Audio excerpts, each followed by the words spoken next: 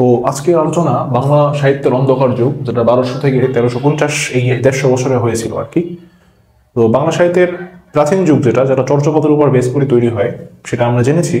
চর্যাপদ নিয়ে আমরা জেনেছি অনেক ডিটেলস ভাবে। এবার আমরা শুরু করব বাংলা সাহিত্যের মধ্যযুগ। বাংলা সাহিত্যের মধ্যযুগটা ছিল 1200 থেকে 1800 সালের মাঝখানের সময়টা। এই সময়ে প্রায় 600 বছরের একটা ইতিহাস।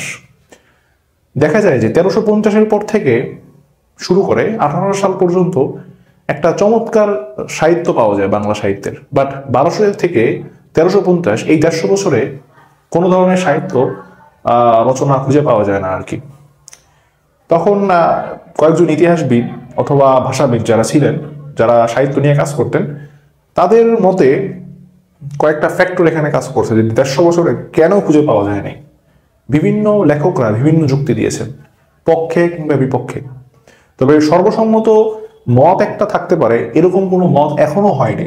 এটা সম্পূর্ণ ডিপেন্ড করতেছে সাম্প্রদায়িকতার উপরে। কোনো কোনো লেখক সাম্প্রদায়িকতার উপরে বেস করে বলছেন যে এই 1201 থেকে 1350 পর্যন্ত যখন মুসলিম শাসন ছিল, মুসলমানরা এসে অত্যাচার করছে, লুটপাট করছে, জ্যাসমিন তখন কোনো সাহিত্য রচিত হয় নাই। বাট এটা সত্য না। কারণ কারণ বাংলা সাহিত্যকে বাঁচিয়েছেন কিন্তু মুসলমানরা, বাংলা ভাষাকেই পর্যন্ত বাঁচাইছেন মুসলমানরা। ইভেন যখন মুঘলরা এখানে শাসন করত, তখন কিন্তু সাহিত্যের ব্যাপক প্রসার প্রসারণ ঘটছে এই বাংলায়। সো এটা আসলে কতটুকু সত্য এটা শিওর না, বাট পক্ষে বিপক্ষে মত আছে। আমরা এই পক্ষে বিপক্ষে সম্পূর্ণ মতগুলোই দেখব, এবং এই অন্ধকার সময়েও কিছু সাহিত্য পাওয়া যায় সেগুলোও দেখব। ঠিক আছে, ওকে। তো প্রথমে শুরু করি বাংলা সাহিত্যের অন্ধকার যুগ 1200 থেকে 1350। ফাইন। তো এই সময়ে মুসলমান কর্তৃক অত্যাচার লুটপাটের কারণে কোনো সাহিত্য রচিত হয় নাই। এটার পক্ষে এবং বিপক্ষে একটু আসি। মুসলিম কর্তৃক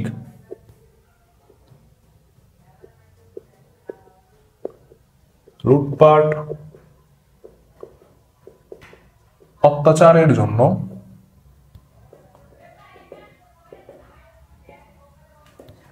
কোনো ধরনের সাহিত্য এই সময় আসেনি। এই সময়ে হয়নি। এটার পক্ষে এবং বিপক্ষে। আচ্ছা, পক্ষে ছিলেন কারা? ডক্টর গোপাল হালদার,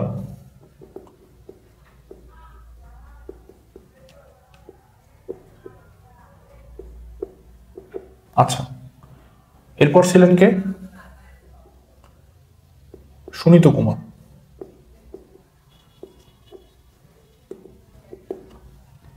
আর বিপক্ষে ছিলেন কারা? ডক্টর মোহাম্মদ শহীদুল্লাহ,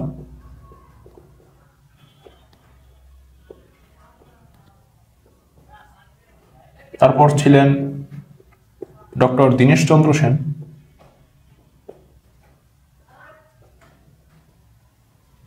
তারপর বাংলা সাহিত্যের বর্তমান সময়ে পীতিগত ছিলেন যিনি, ডক্টর হুমায়ুন আজাদ।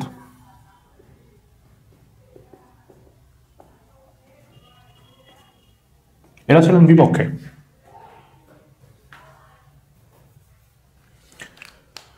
তো এনারা ওনাদের যুক্তি দিয়েছে, এনারাও এনাদের যুক্তি দিয়েছে। ঠিক আছে, আচ্ছা, কেন এই সময় মুসলমান লুটপাট অত্যাচারের জন্য কোনো ধরনের এই সময় সাহিত্য রচনা হয়নি? কেন? আমরা জানি যে 1206 সালে লক্ষণ সেনকে পরাজিত করে বখতিয়ার খলজি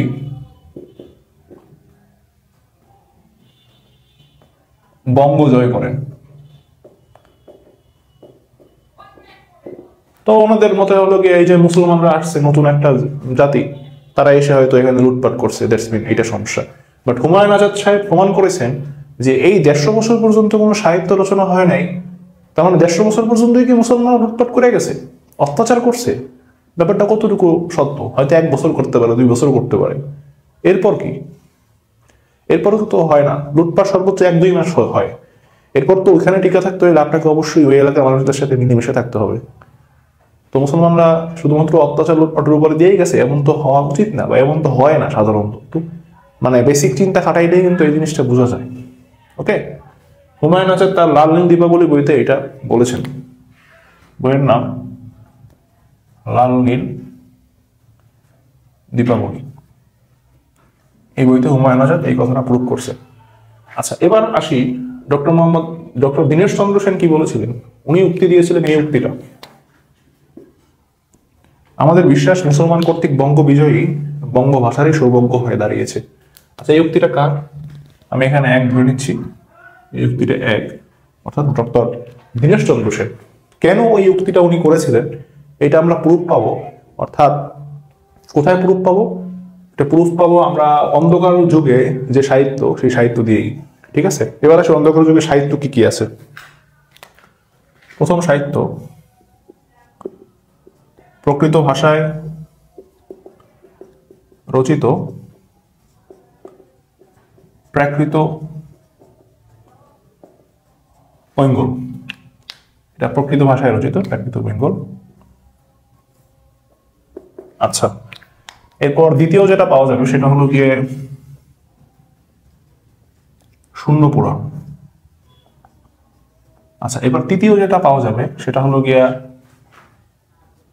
শেখ শুভদয়া। ঠিক আছে, তো প্রাকৃত বেঙ্গল প্রকৃত ভাষায় রচিত হয়েছে। শূন্য পুরাণ, এটার লেখক ছিলেন রামাই পণ্ডিত, অরিজিনাল লেখক। আচ্ছা, এটা খুঁজে পান তিনি, অর্থাৎ আবিষ্কারক প্লাস নামকরক, এটা করেন হলো গিয়ে নগেন্দ্রনাথ বসু। ওকে, তার অধ্যায় হলো গিয়ে 51টা। শূন্য পুরাণের অধ্যায় 51টা। আচ্ছা, এর মধ্যে 46টা অধ্যায় পূজা বা ধর্ম কিভাবে পালন করে সেটার বর্ণনা। আচ্ছা, বাংলা সাহিত্যে শূন্য পুরাণকে একটা ধর্মীয় বই হিসাবেই বিবেচনা করা হয়, ধর্মীয় বই। ওকে, কিসের ধর্ম ছিল শূন্য পুরাণ সেটা একটু আসি। শূন্য পুরাণে শূন্য ঠাকুর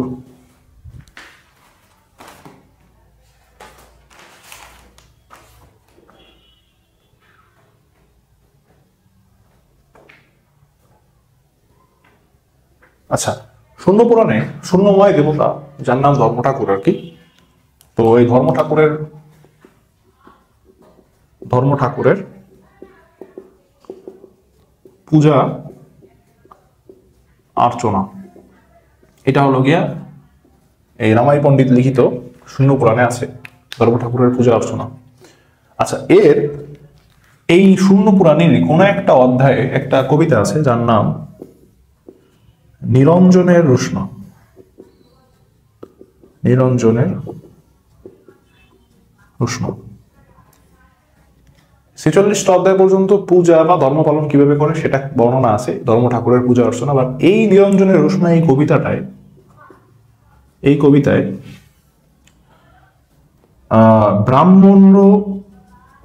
ব্রাহ্মণ যারা আছে হিন্দু ধর্মের, এই ব্রাহ্মণদের ব্রাহ্মণ যারা আছে তারা যদি তাদের থেকে বের হয়ে মুসলমানরা যে ক্ষমতা নিয়েছিল সেটার পক্ষে কথা বলা হয়েছে। ব্রাহ্মণ থেকে মুসলিমদের ক্ষমতা নেওয়ার কথা বলা হয়েছে, এবং এখানে এটার পজিটিভ কথাটাই বলা হয়েছে যে হ্যাঁ এটা ভালো, ব্রাহ্মণ থাকলে ভালো না, বাট মুসলমানদের হাতে ক্ষমতা গেলে এটা ভালো। এইভাবে এরকম একটা কথা বা এরকম একটা ভাষায় নিরঞ্জনের রোশনাই ফুটাই তুলছে আর কি। এটার উপরে বেস করেই কিন্তু এই ডক্টর দীনেশ চন্দ্র সেন এই কথাটা বলেছিলেন, আমাদের বিশ্বাস মুসলমান কর্তৃক বঙ্গবিজয়ী বঙ্গভাষারই সৌভাগ্য হয়ে দাঁড়িয়ে গেছে। কেন?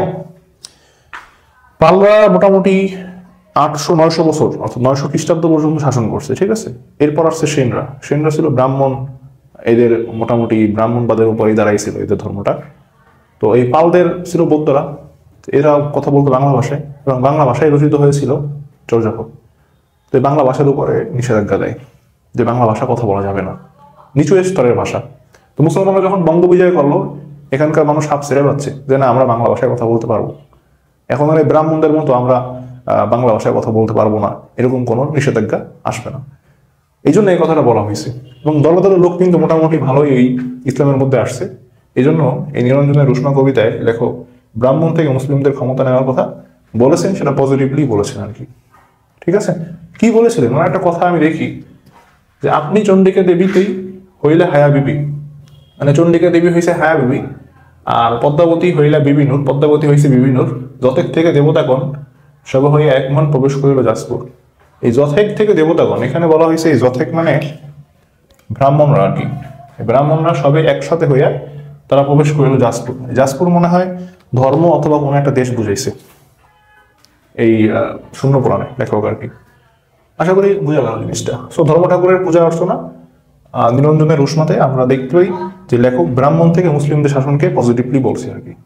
আরেকটা কথা বলছে, সেটা হলো গিয়ে যেহেতু মোটামুটি বৌদ্ধ থেকে হিন্দুরা ক্ষমতায় আসছে, এজন্য বৌদ্ধ ধর্মের কিছু রীতিনীতি আর ব্রাহ্মণদের লৌকিক যে ধর্মটা, সেটারও মিশ্রণ ঘটছে এখানে। তাহলে আমি লিখে দিচ্ছি বৌদ্ধ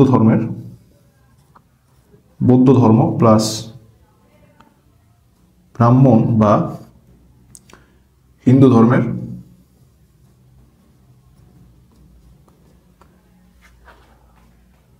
লৌকিকতা প্রকাশ পায়।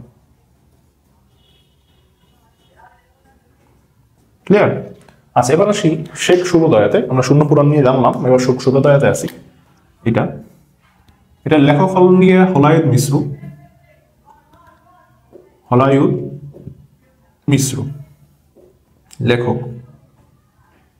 উনি ছিলেন সভাকবি, লক্ষণ সেনের সভাকবি। আচ্ছা, শেখ শুভোদয়াতে অধ্যায় হলো গিয়া 25টা। অধ্যায় 25টা।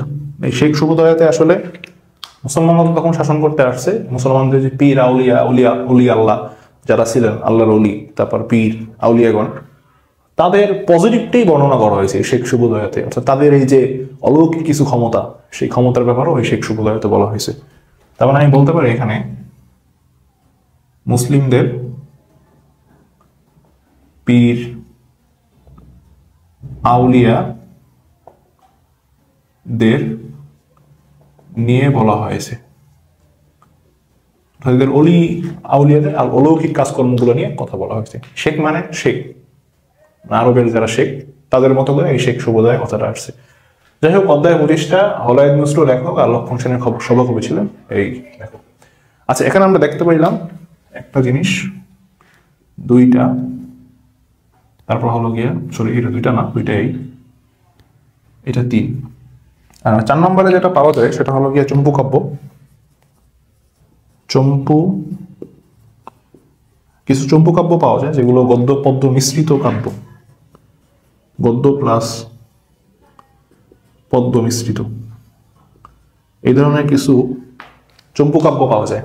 বলে নাও ভালো, শূন্য পুরাণ এবং শেখ শুভোদয়া দুইটাই চম্পু কাব্য, অর্থাৎ গদ্য প্লাস পদ্য মিশ্রিত, দুইটাই গদ্য প্লাস পদ্য মিশ্রিত। ওকে, তো এটা আমাদের 4 নাম্বার। আর 5 নম্বরে যেটা পাওয়া যায় সেটা লিখিত কোনো রূপ না, মুখে মুখে ছড়াই গেছে। 5 নাম্বার লিখিত রূপ না, মুখে মুখে থাকে, মুখে। সেটা কি? সেটা হলো গিয়া ডাক প্লাস খনার বচন, ঠিক আছে। আচ্ছা, ডাকের বচন এবং খনার বচন। ডাক নিয়ে একটু কথা বলি। ডাককে তিব্বতী ভাষায় বলে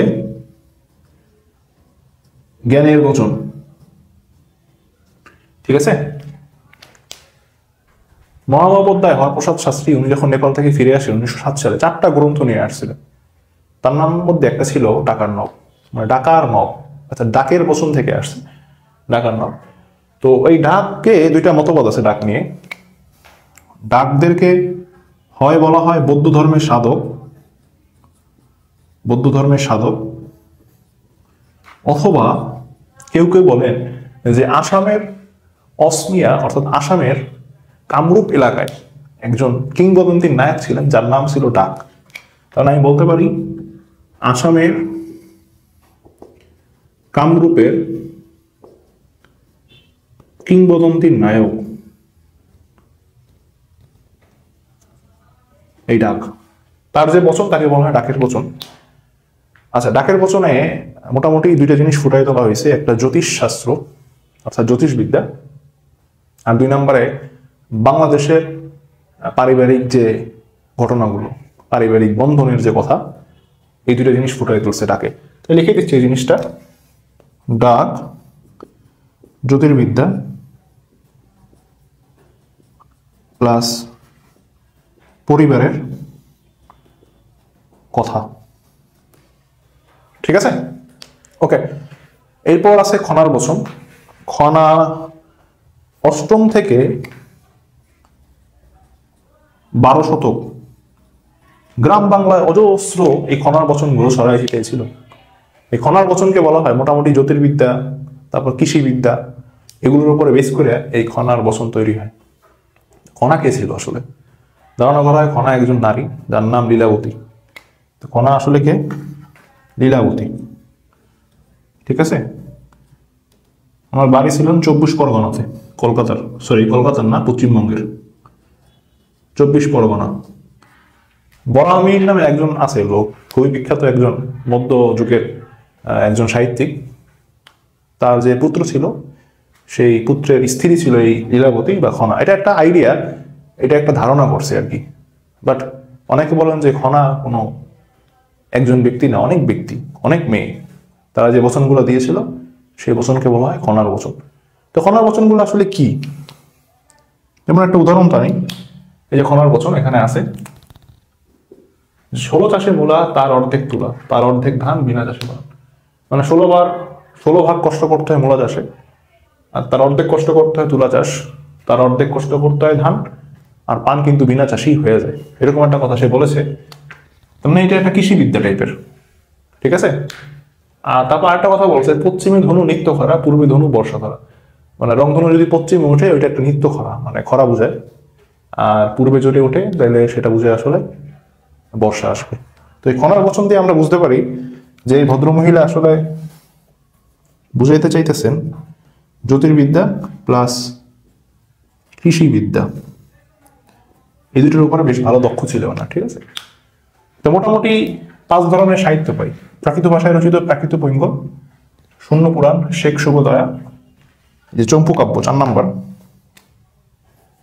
আর এই 5 নম্বরে লিখিত রূপ নাই যার মুখে মুখে ছিল ডাক আর খনার বচন। ঠিক আছে, এটা ছিল বাংলা সাহিত্যের অন্ধকার যুগ, অর্থাৎ 1200 থেকে 1350 সালে রচিত এই সাহিত্যগুলো। আচ্ছা, এবার আসি, যদি আপনারা প্রকৃত ইতিহাস জানতে চান যে আসলে বাংলা সাহিত্যের এই অন্ধকার যুগে আসলে কি কোনো সাহিত্য রচনা হয় নাই মুসলমানদের জন্য, প্রকৃত ইতিহাস জানার জন্য একটা বই সাজেস্ট করি। সেই বইটা হলো গিয়ে মুসা আল হাফিজ রচিত, মুসা আল হাফিজ, ওনার হলো গিয়ে মিথ নাকি বাস্তবতা, অন্ধকার যুগ বাংলা সাহিত্যের। উনি এই বইতে একদম ডিটেলসে প্রমাণ সহ প্রুফ করছেন যে মুসলমানদের জন্য বাংলা সাহিত্যের অন্ধকার যুগ হয়নি। ঠিক আছে, এবং এই যারা ছিলেন এনারাও প্রুফ করে দিচ্ছেন যে না হয় এই সময় কোনো তেমন সাহিত্য রচনা হয় নাই, আর নতুবা এই সময় সাহিত্য রচনা হইলেও সেটা আমাদের হাতে এসে পৌঁছায় নাই। তো সব থেকে ইম্পর্টেন্ট কথা বলছেন হুমায়ুন আজাদ লাল নীল দীপাবলিতে। উনি বলেছেন যে সাহিত্য হয়তো রচনা হয়নি, ঠিক আছে, বাট বাংলা সাহিত্য রচনা শুরুই হয়েছিল 14 শতকে। তাহলে কথা হলো না, চর্যাপদ তো শুরু হয়েছিল 650 থেকে। তো উনি বলছেন যে চর্যাপদ কিন্তু বাংলায় পাওয়া যায় না, পাওয়া গেছে নেপালে। তার মানে এটা বাংলার কোনো সাহিত্য না, যদিও বাংলা ভাষায় লেখা, বাট বাংলার কোনো সাহিত্য না। তাহলে চর্যাপদকে যদি বাদ দেই তাহলে বাংলা সাহিত্য শুরু হয় 14 শতক থেকে, 1350-এর পর থেকে। মানে এক চর্যাপদ ছাড়া বাংলা সাহিত্যে 1350-এর আগ পর্যন্ত কোনো ধরনের সাহিত্য নাই সোজা কথা। এই জন্য চর্যাপদ যদি বাংলা সাহিত্যের অন্তর্ভুক্ত না হয়, অর্থাৎ বাংলা ভাষায় হয়েছে ঠিক আছে, বাট বঙ্গে যদি না থাকে, সেটাকে বাদ দিলে বাংলা সাহিত্য শুরু হয় 14 শতক থেকে। আর যদি চর্যাপদকে ধরা হয় তাহলে বাংলা সাহিত্য শুরু হয় 650 থেকে। এটা যখন হুমায়ুন আজাদ বলেন, এটা একটা যুক্তি আছে কথায়। বাকি এই হলো গিয়া বাংলা সাহিত্যের অন্ধকার যুগ। আশা করি বুঝাইতে পারছি।